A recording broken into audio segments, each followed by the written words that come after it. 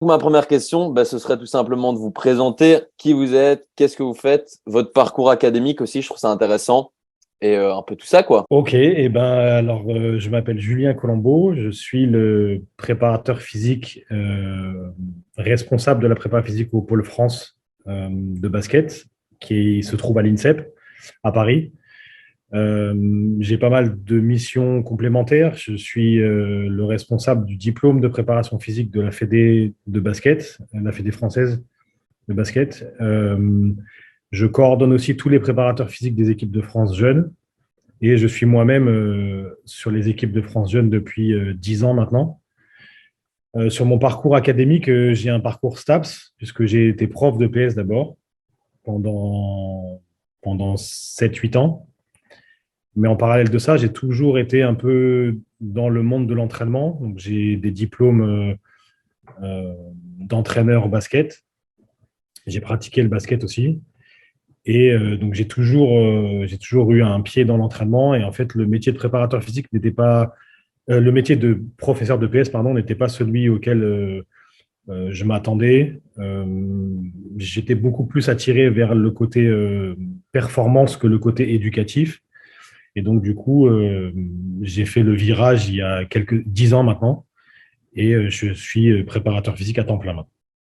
Et comment justement on arrive à entrer dans déjà être préparateur physique au Pôle Espoir et devenir responsable? Comment on arrive à ce chemin-là?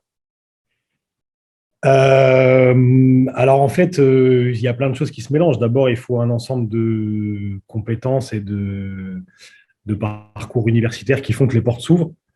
Et puis après, il faut, comme ça marche souvent comme ça, être au bon endroit au bon moment. En fait, pour raconter mon histoire, moi, je me suis présenté au Pôle France, là où je suis actuellement aujourd'hui, parce que je connaissais le préparateur physique qui était en place et qu'on s'était rencontrés plusieurs fois, on avait échangé et il m'avait fait part un peu de son besoin d'avoir des gens qui lui donnent un coup de main parce qu'il était tout seul à l'époque. Il faut savoir qu'au Pôle France, ici, il y a 50 athlètes, il y a 25 garçons et 25 filles répartis sur 4 équipes différentes. Et du coup, il était tout seul pour gérer ces 4 équipes. Et donc, voilà, il m'a dit, ça serait bien que je puisse avoir un coup de main avec des stagiaires, etc. Donc, je me suis proposé comme stagiaire. J'étais prof de PS encore à la base. Et c'est comme ça que ça s'est fait. C'est comme ça que je suis rentré au Pôle France. Et puis, en fait, rapidement, il a reçu une proposition pour un travail dans une autre fédération avec un autre sport. Et donc, il est parti quelques mois après que je sois arrivé pour être son stagiaire. Et en fait, moi, j'étais très surpris parce que je ne savais pas du tout ce qui allait se passer. Et en fait, il m'a expliqué que voilà, des entretiens seraient organisés pour pas que le poste soit perdu et que je faisais partie des gens qui étaient retenus pour passer les entretiens. Et c'est comme ça que j'ai obtenu le poste. Donc, c'est un peu un concours de circonstances qui font que voilà. Et en plus, j'ai récupéré le poste qui était vraiment le sien, donc avec tout ce qui allait avec. L'aspect être responsable, je l'ai récupéré parce que lui était responsable, et etc., etc. Ouais, donc le kiff, quoi, pour le petit stagiaire qui venait là et Ah oui, oui, non, pour le coup, c'était pas du tout prévu. Et franchement, après, il y a eu des choses un peu plus compliquées à mettre en place parce qu'il a fallu que je parte de mon boulot de prof de PS pour revenir à temps plein sur celui-là. Ça a été un petit peu compliqué parce qu'administrativement, c'était pas simple. Mais oui, une fois que tout a été réglé, j'étais le plus heureux. Et je suis encore aujourd'hui bien content de faire ce que je fais et de plus aller voir mes élèves, même si voilà, ils étaient très gentils, mais je préfère ce que je fais là en ce moment, c'est sûr. Mhm. Et au Pôle France, justement, c'est quoi les âges? C'est de quel âge à quel âge les jeunes? Alors, ils sont là sur les années de seconde, première et terminale, donc les années de lycée. Ils ont entre 15 et 18 ans. Ah, ok, ok, ok. Donc, vous Euh, n'avez pas des plus jeunes, quoi. 13, non, 14, il n'y a pas. non, les plus jeunes, ils sont dans les structures régionales qu'on appelle les pôles espoirs. Hmm. Et après, les meilleurs de chaque pôle espoir sont sélectionnés pour venir chez nous au pôle France après leur entrée au lycée. Ok. Et justement, une journée type en tant que prépa physique au Pôle France, c'est quoi? qu'est-ce que vous faites la journée sur une semaine Euh, type? alors, la semaine type, c'est quasiment tous les jours, hein, puisqu'il y a la semaine où il y a les entraînements, le week-end où il y a les matchs. Les équipes jouent soit samedi, soit dimanche. Donc, ça dépend. Il y a d'autres matchs qui sont programmés aussi dans la semaine pour certaines de nos équipes. Donc, c'est quasiment du 7 jours sur 7. Et après, au niveau des horaires, c'est entre 9 heures le matin et 18 ou 19 heures le soir, ça dépend. Après, en face à face avec les athlètes, ça dépend de leur créneau d'entraînement, parce que leur journée à eux ici est rythmée aussi par le côté scolaire, vu qu'ils vont à l'école en même temps. Donc, nous, on les a le matin entre 11 heures et 13 heures pour une première séquence d'entraînement dans la journée. Ensuite, il y a la pause déjeuner, ils retournent à l'école et on les récupère une deuxième fois dans la journée entre 16h30 et 18h30, 19h.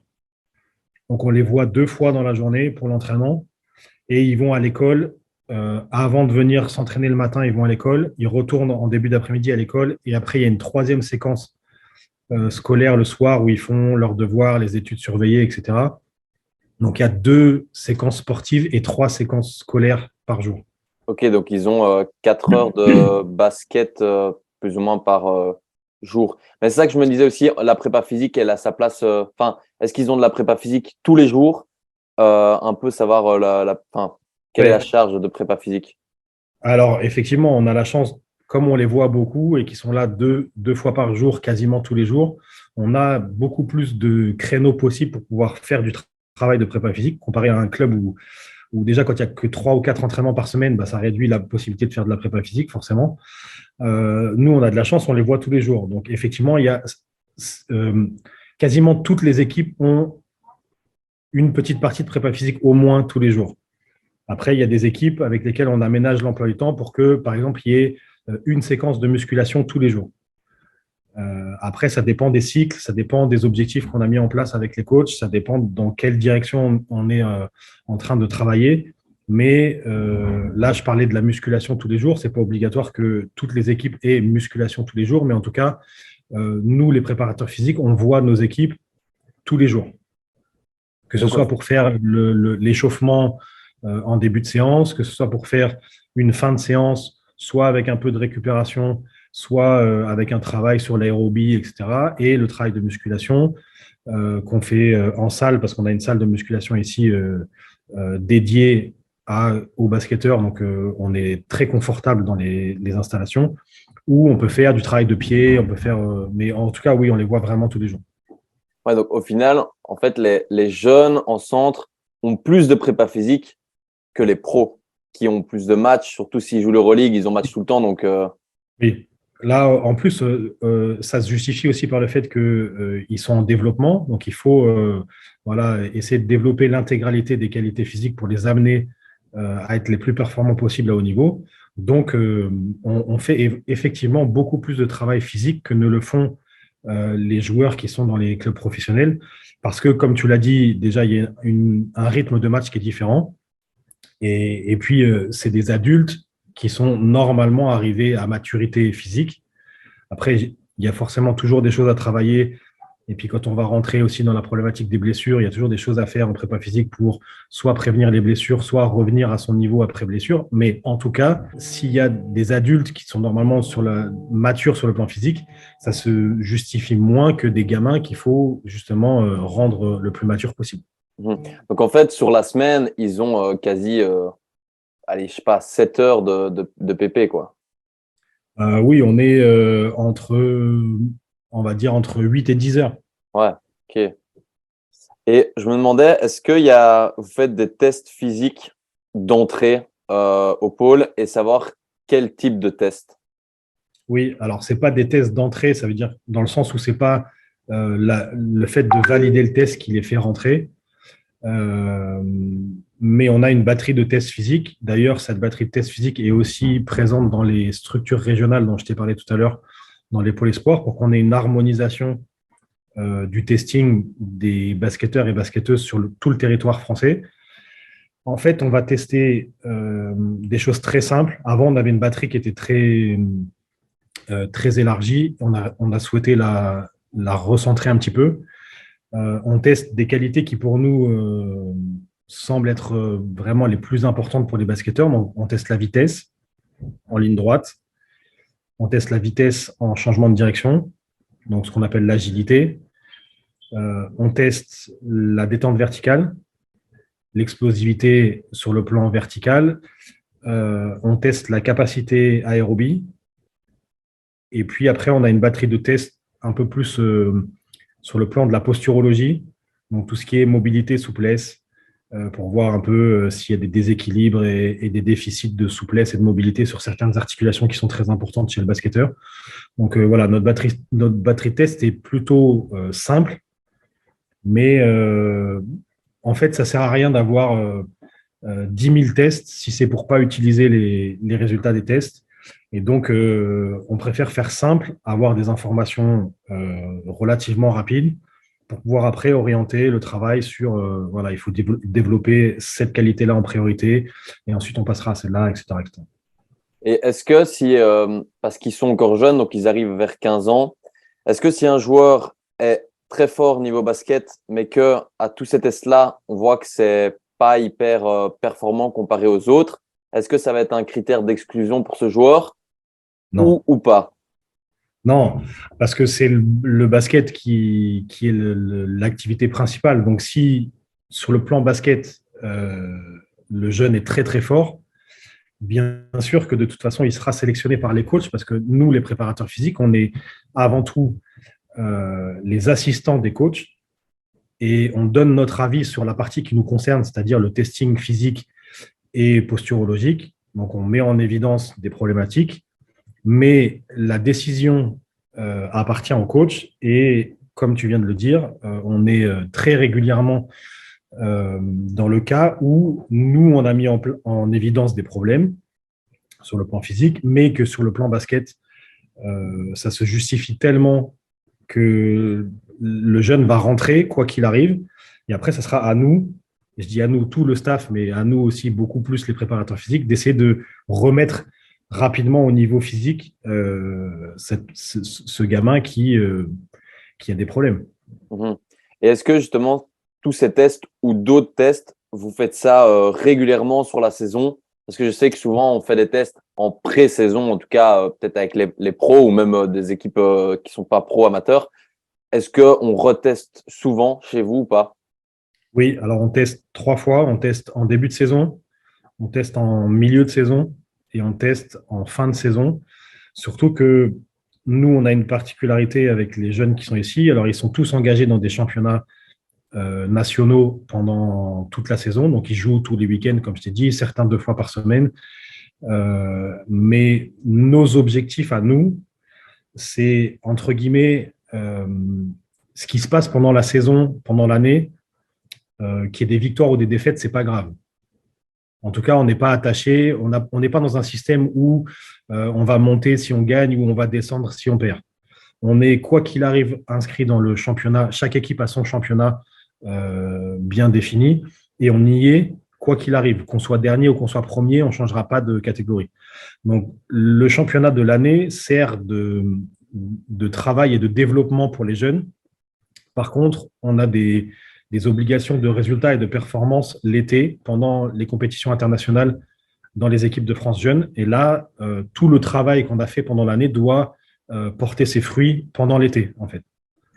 En fait, c'est ça, j'ai l'impression qu'il différencie aussi avec centre de formation et le monde pro. J'ai l'impression que le centre de formation, déjà, il y a plus de temps pour la prépa physique, mais on peut peut-être être plus libre en termes de charge d'entraînement et tout ça, alors que dans le monde pro, on sait que, par exemple, des fois, le préparateur physique ose pas ou le club n'a pas envie de mettre trop de charge sur ses joueurs pour qu'ils soient 100% frais, ce qu'on retrouve pas, au match, du coup, et ce qu'on retrouve moins en centre de formation où, comme vous l'avez dit, c'est pas le résultat qui compte, mais le développement du joueur, quoi. Ah bah là, nous, on s'inscrit complètement là-dedans et moi, je sais qu'en termes de planification et de programmation de contenu en prépa physique, je peux me permettre des choses avec les jeunes ici que je ne me permettrais jamais si j'étais dans un club pro parce que, bah, comme tu l'as dit, les résultats sont tellement importants pour les équipes pro par rapport à tous les enjeux sportifs, financiers, etc., qu'il y a avec que le préparateur physique ne peut pas se permettre de faire n'importe quoi. Si ça impacte les joueurs sur leur performance sur le terrain pendant les matchs, ça va pas le faire du tout. Alors que moi ici, c'est très confortable. Je dis n'importe quoi, mais je peux faire des séances de force maximale en musculation avec les gamins en sachant très bien que sur le match qui va suivre ou pendant tout le cycle, les matchs vont devenir compliqués parce que ça va les impacter physiquement, mais c'est pas grave. Et personne ne me dira rien d'ailleurs. Parce qu'on a tous le même objectif, comme je te le disais juste avant, de préparer l'échéance qui est la plus importante pour nous, qui se trouve pendant l'été quand ils sont en équipe de France. Est-ce que selon vous, ce serait intéressant justement dans le monde pro d'augmenter la charge d'entraînement ou ce serait néfaste? Parce que du coup, beaucoup de gens ont peur de mettre une charge trop importante. Mais est-ce que selon vous, ce serait important de l'augmenter un petit peu ou ce serait d'office négatif en termes de performance au match? Alors, pas forcément, mais il y a charge d'entraînement au sens très large. Et après, est-ce qu'on doit augmenter la charge de préparation physique? Ça, c'est un autre débat. Euh, pour avoir un peu observé pas mal d'équipes professionnelles ici en France, mon ressenti, c'est qu'on s'entraîne beaucoup moins qu'avant. Mais ça ne serait pas un problème si à chaque fois qu'on s'entraînait, on y mettait l'intensité nécessaire pour que l'entraînement soit bénéfique. S'entraîner peu parce qu'on ne veut pas prendre de risques pour ne pas impacter les joueurs, c'est une réflexion qui se tient. Mais en contrepartie, il faut que de l'autre côté, il y ait les ingrédients nécessaires pour qu'on reste efficace. Parce qu'à ce rythme-là, si on entraîne moins les gens parce qu'on a peur de les blesser, on va finir par les désentraîner. Là, pour le coup, l'opération n'est pas positive du tout. Après, je pense qu'il faut trouver un juste milieu. Il y a des gens qui ont tendance à entraîner vraiment beaucoup et c'est trop. D'autres qui ne le font pas assez. La réponse se trouve entre les deux. Il faut trouver en fonction du contexte à chaque fois parce qu'il n'y a pas de recette miracle euh, applicable à tout le monde. Tout dépend vraiment du contexte et tout doit être retravaillé de semaine en semaine en fonction de cette semaine, on joue une fois, ok, on va pouvoir faire un certain nombre d'entraînements. La semaine prochaine, on joue deux fois, ben, il faut adapter et faire moins de choses. Et le contexte va déterminer en fait ce qui doit se passer pendant la semaine. Ouais. Et justement, on parlait de musculation. Vous faites quel type de travail avec les jeunes en muscu et est-ce que le travail diffère en fonction de s'il a 15 ans ou s'il a 17-18 ans?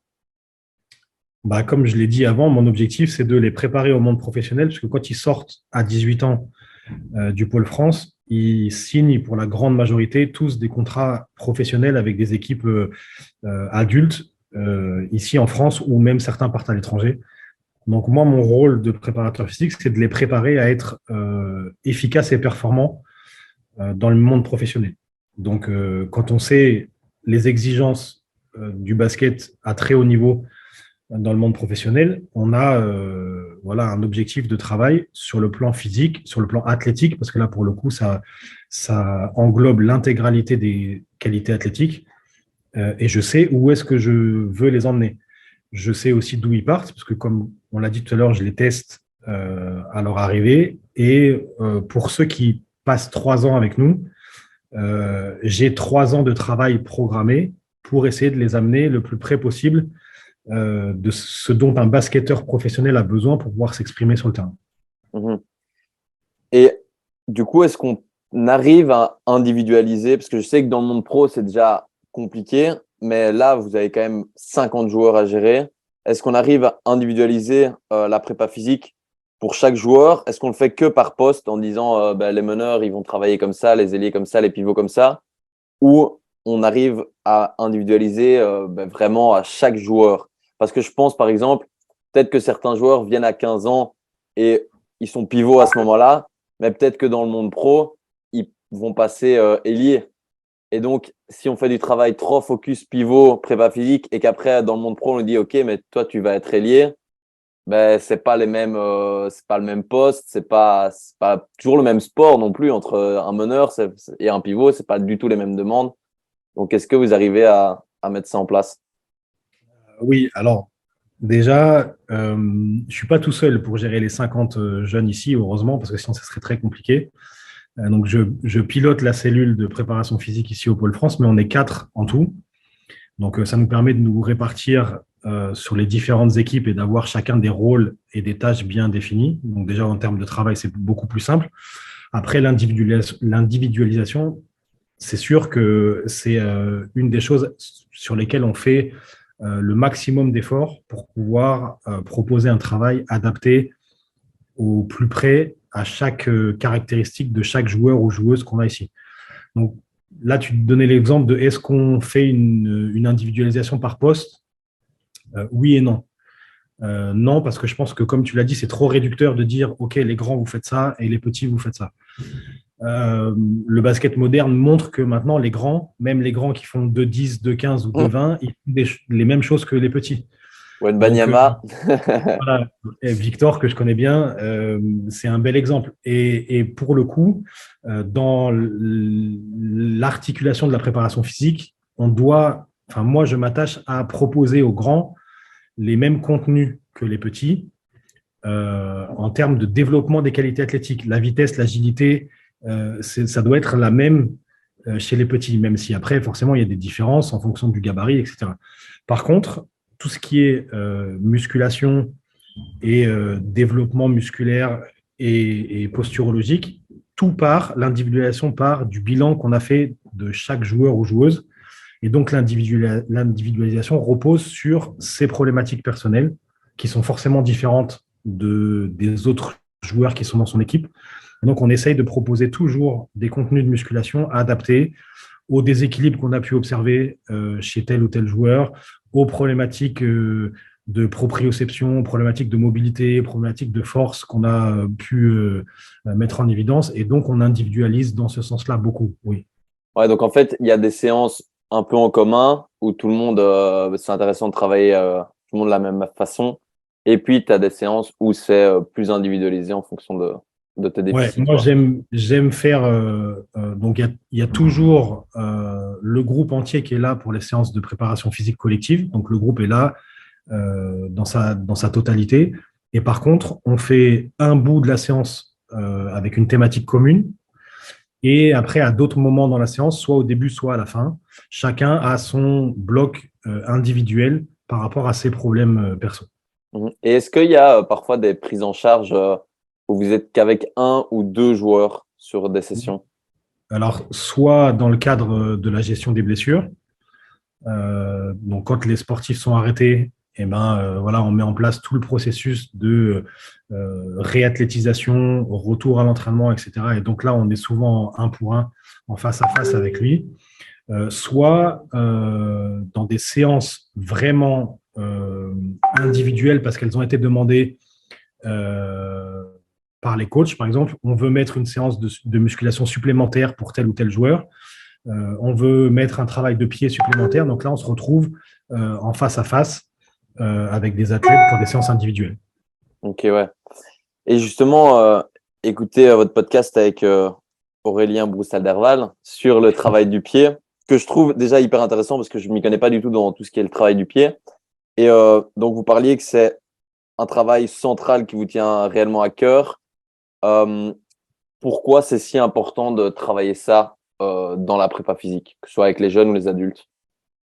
Alors oui, alors pour le coup, je suis complètement d'accord avec toi, que ce soit jeune ou adulte, tout le monde doit faire ce genre de travail. Pourquoi? Parce que à partir du moment où on fait un sport porté, c'est-à-dire debout, le point de contact qu'on a entre le corps et l'environnement qui nous entoure, c'est le pied. Donc tout va passer par le pied. Que ce soit les accélérations, les changements de direction, les sauts, les réceptions de sauts, tout commence par le pied et termine par le pied. Après, l'ensemble des autres chaînes musculaires va se mettre en route, mais le pied, c'est le seul et unique point de contact qu'on a avec le sol. Donc, c'est la seule partie du corps humain qui va pouvoir agir sur le sol. Et elle va répondre à tout ce que le reste des groupes musculaires vont lui demander de faire. Mais si on a un pied faible, ce qui est souvent le cas d'ailleurs, malheureusement, chez les basketteurs et basketteuses, qu'ils soient jeunes ou adultes, et c'est aussi le cas dans d'autres sports, hein, parce qu'ici à l'INSEP, En discutant avec mes collègues, c'est un constat qui est quand même relativement fréquent. Euh, j'ai envie de dire, à part les sports où ils sont pieds nus, notamment les sports de combat, le judo, etc., où ils ont des pieds qui sont obligés d'être forts parce qu'il n'y a pas de chaussures, il n'y a pas de matériel qui va permettre de compenser un petit peu l'activité du pied. À part ces sports-là, et encore, des fois il y a des exceptions, en règle générale, les sportifs n'ont pas un pied très fort. Et pourtant, ça se justifie dans tous les sports où on est debout. On pourrait dire, OK, les nageurs, c'est pas forcément nécessaire qu'ils aient un pied super fort vu qu'ils ne sont pas portés par les pieds. Mais dès qu'on est porté par son pied, pour moi, c'est un incontournable d'avoir un pied fort, un pied mobile, parce que on se rend compte que c'est très difficile de travailler avec un pied qui est très rigide, une cheville très rigide. Là, je refais un parallèle avec les blessures. Quand on a des entorses de cheville qui sont mal soignées et qu'on récupère mal la mobilité de cheville, bah après, on se trouve dans des situations qui sont très compliquées à gérer et on s'expose à des récidives de blessures qui sont très importantes. Donc, autour du pied, il y a vraiment énormément de problématiques. Et encore plus pour nous, préparateurs physiques au basket, parce que bah, c'est une articulation centrale et c'est un endroit du corps qui est primordial. Mais c'est ça que je me dis, au final, j'ai l'impression qu'on n'entend pas du tout beaucoup parler du travail de pied. Travail de cheville, peut-être plus, mais du travail de pied en prépa physique. Enfin, moi, on m'en a jamais parlé dans ma formation et j'ai pas l'impression, même quand j'écoute des podcasts, c'est très rare ce sujet-là, alors que clairement, comme vous dites, ben, c'est la base de tout parce que tout part de là. Mais c'est quand même marrant qu'on pense pas, on pense d'abord fessier, renforcement cuisse, renforcement du corps. Mais on pense pas à ça, alors que c'est peut-être le point le plus important au départ. Effectivement. Et c'est pour moi, là, ici, maintenant, les jeunes ici me connaissent. Ils savent que en début de saison, c'est le cycle fondamental par lequel on va commencer. On va d'abord travailler ça, parce que je leur explique que si ça va pas, on peut travailler tout le reste à côté.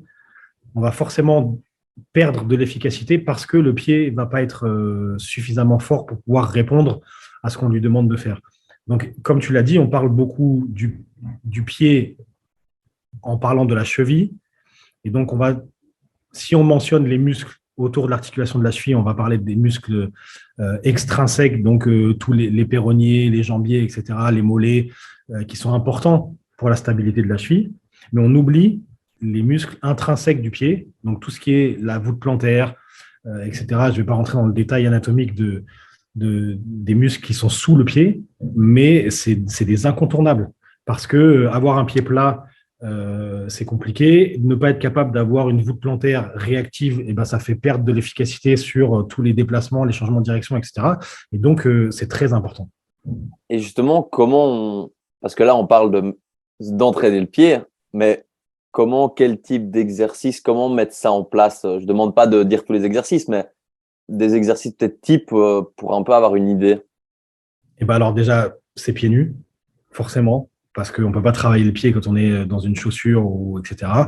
Donc, si tu as écouté le podcast que j'ai fait avec Aurélien, tu sais très bien que ma sensibilité, c'est que quasiment l'intégralité des séances de musculation déjà que je fais faire se font pieds nus, parce qu'on voit énormément de choses quand les athlètes sont pieds nus et qu'on ne voit pas quand ils sont en chaussures. Par exemple, je prends un exemple de quelque chose qui va parler à tout le monde. Quand on fait un squat, un exercice qui est proposé énormément de fois aux basketteurs, quand on fait un squat, il y a d'abord un ancrage du pied dans le sol à avoir, une action du pied et donc une contraction des muscles dont je parlais tout à l'heure au niveau de la voûte plantaire.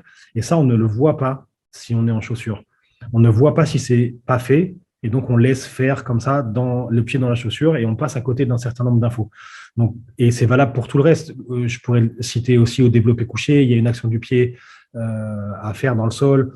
Dans tous les exercices qui sont debout, il y a des actions du pied. Et donc, on passe à côté de tout ça dans les séances de musculation. Et après, pour travailler spécifiquement le pied, eh ben, on peut faire du travail de marche, pieds nus sur pointe de pied. On peut faire un travail de mobilité de flexion des orteils pour travailler justement, par exemple, le fléchisseur du gros orteil, etc. Il y a plein de petits exercices qu'on peut faire.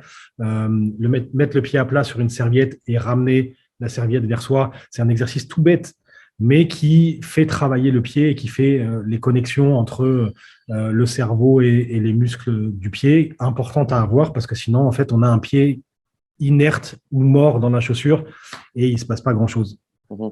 Et ça, est-ce qu'il y a des livres ou quoi, des formations sur ce travail spécifique de pied? Là, comme ça, j'ai pas d'exemple à te donner. Après, je sais qu'une des grandes sources d'idées de travail que j'ai sur le travail de pied vient des coachs d'athlétisme, Mm. parce que, il y a pas mal de choses qui est fait dans ce sport-là pour le pied. Encore une fois, je reviens sur le matériel et les chaussures. Nous, avec les basketteurs, on n'est quand même pas très aidés par les chaussures, même si je trouve que maintenant, les modèles de chaussures qui arrivent sont un peu plus adaptés parce qu'il y a de moins en moins de, de, de matière rigide. Avant, les chaussures, c'était des chaussures très montantes, en cuir, très grosses, qui maintenaient la cheville. Il faut quand même pas oublier qu'on a commencé à jouer au basket avec des Converse en toile. Et là, pour le coup, les basketteurs de cette époque-là, à mon avis, avaient un meilleur pied que la période qu'il y a eu après où on a verrouillé les pieds dans des chaussures qui étaient super rigides et en fait, le pied n'avait presque plus besoin de travailler, il était protégé. Maintenant, on se dirige quand même vers un retour sur des chaussures qui sont de plus en plus légères, de plus en plus fines au niveau du tissu. Et donc, c'est déjà mieux en termes de maintien parce que la cheville doit travailler et ce n'est pas la chaussure qui tient la cheville. Ça, c'est une chose importante. Après, tout ce qui est semelle et technologie moderne d'amortissement, ça aide pas le pied. Ça le protège, certes, mais ça ne l'aide pas à travailler. Donc, il faut. Et là, je reviens sur les athlètes. Eux, ils ont pas de enfin, ils ont des chaussures, mais la chaussure, c'est tout fin. Il y a les pointes devant et il y a rien. Il n'y a pas d'amorti, il n'y a rien du tout. Donc, c'est en ça que on a l'habitude de dire que les athlètes sont obligés d'avoir du pied parce qu'ils sont, entre guillemets, quasiment pieds nus sur la piste, alors que nous, les basketteurs, ne sont jamais pieds nus. D'ailleurs, dès qu'on les met pieds nus, c'est compliqué pour eux. Ouais, mais ça me fait penser que quand j'étais plus jeune, justement, je prenais des chaussures montantes en me disant ça va protéger ma cheville, alors qu'en fait, le problème, il faut le regarder de l'autre côté où tu L'envers. dois avoir une bonne cheville. C'est pas les chaussures qui doivent te renforcer, c'est toi qui as de bonnes Exactement. bases et c'est pas la chaussure qui doit faire ça, quoi. Exactement, on est d'accord. Tu disais aussi dans le podcast que ça t'arrivait parfois en pré-saison de faire 1 heure d'entraînement que spécifique pied. Donc là, on entend peu de travail du pied. Dire aux gens, on fait 1 heure de travail pied. Je pense que beaucoup de gens seraient un peu en mode à pas comprendre ce qui se passe. Est-ce que tu continues aussi ce travail spécifique de pied pendant la saison? Ou là, tu disais que tu faisais tes séances de muscu pieds nus, mais est-ce que tu fais aussi du travail spécifique pied durant la saison? Oui, alors comme je t'ai dit en introduction tout à l'heure, j'ai le temps de pouvoir planifier ces séances d'une heure de pied avec les athlètes, puisque ça n'empiète pas sur le travail basket qu'ils font à côté. Si j'étais dans un contexte un peu plus réduit, peut-être que je ne me serais pas lancé dans des séances d'une heure de travail de pied. Là, le contexte fait que je peux me permettre de faire ça. Après, comme je te l'ai dit aussi tout à l'heure, c'est un cycle incontournable pour moi en début de saison. Donc, c'est même pas de la pré-saison, c'est la saison a déjà commencé, mais on est dans ce cycle-là pendant 4, 5, 6 semaines où on fait une fois par semaine 1 heure de travail de pied.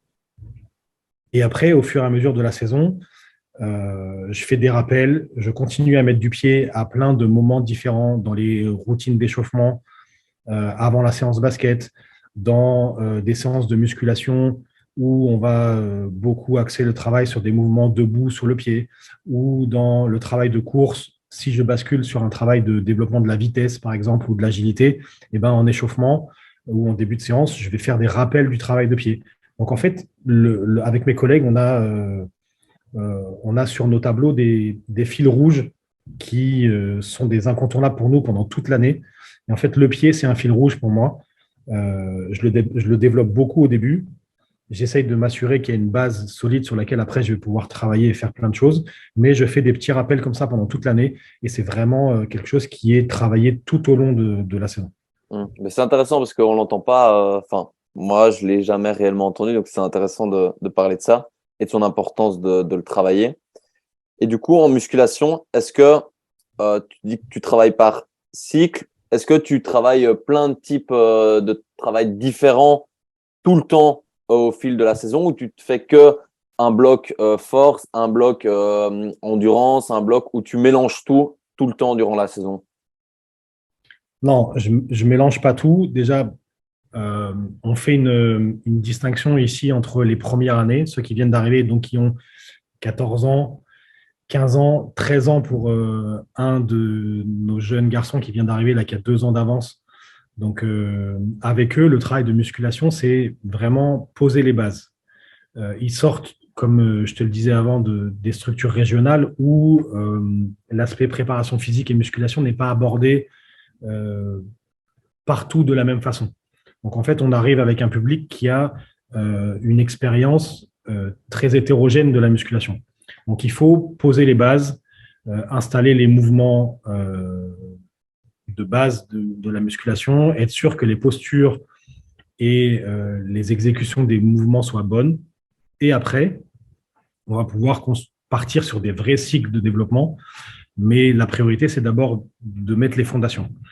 Après, en termes de cycle de travail, on est 4 ici, je t'ai dit, préparateurs physiques. On a pas 4 sensibilités différentes, mais on a chacun nos réflexions personnelles, nos habitudes de travail. Quoi qu'il en soit, on travaille par cycle en mettant des priorités en fonction du cycle dans lequel on se trouve.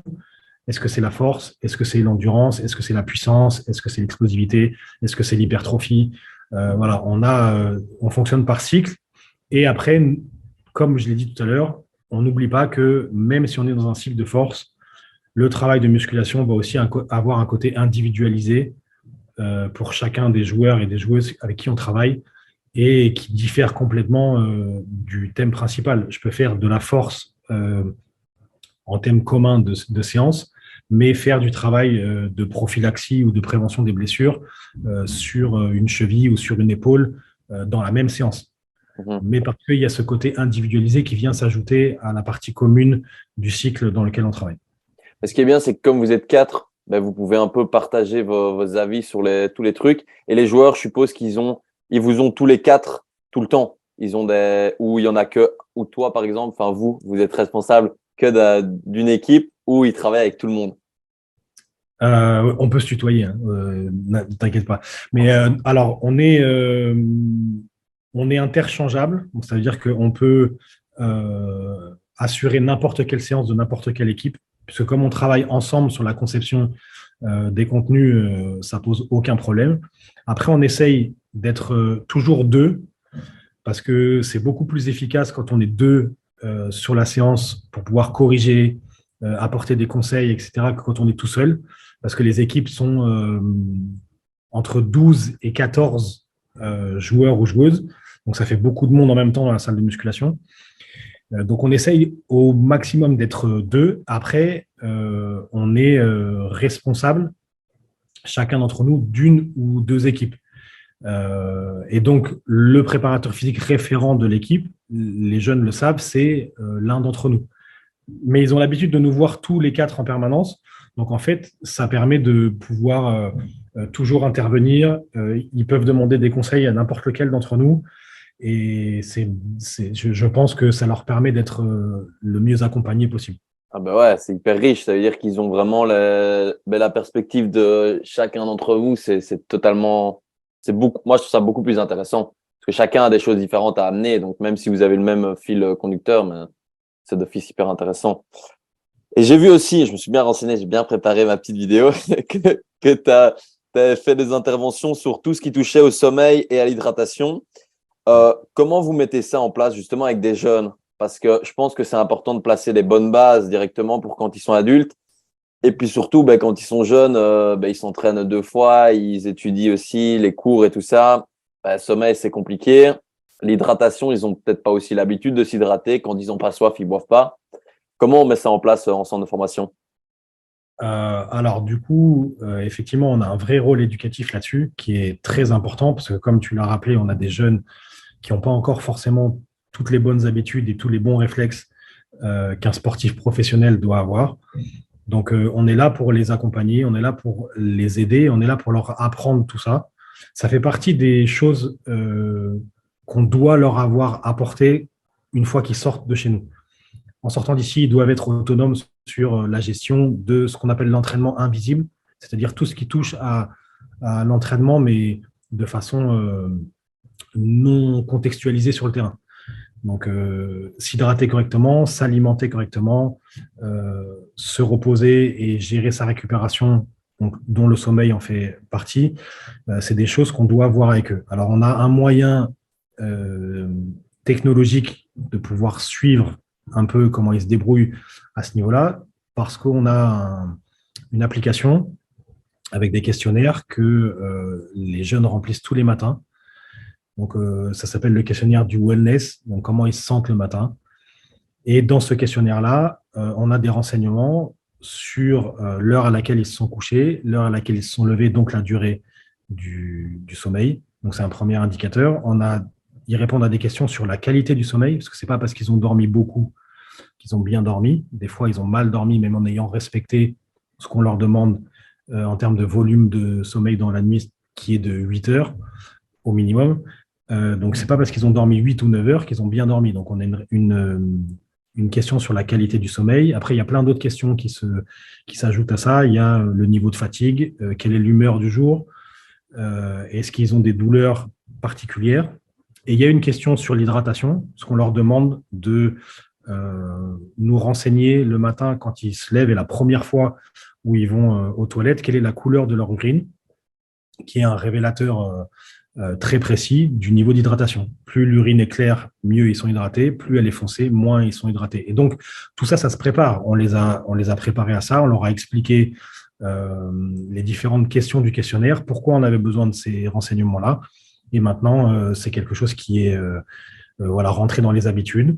Ils ont des réflexes. Tous les matins, ils se réveillent. La première chose qu'ils doivent faire dans la demi-heure où ils sont levés, c'est remplir le questionnaire, donner ces infos-là. Nous, on réceptionne les infos. On regarde s'il y a des problématiques ou pas. S'il y a des problématiques, on déclenche une discussion d'abord avec le staff complet, donc tous les entraîneurs, l'entraîneur principal, les assistants, etc. La problématique du jour est présentée. Voilà, il y a un problème de sommeil, il y a un problème de fatigue, il y a un problème d'hydratation pour cette personne-là. Qu'est-ce qu'on fait? Est-ce qu'on décide tout de suite de mettre en place un aménagement de l'entraînement ou pas?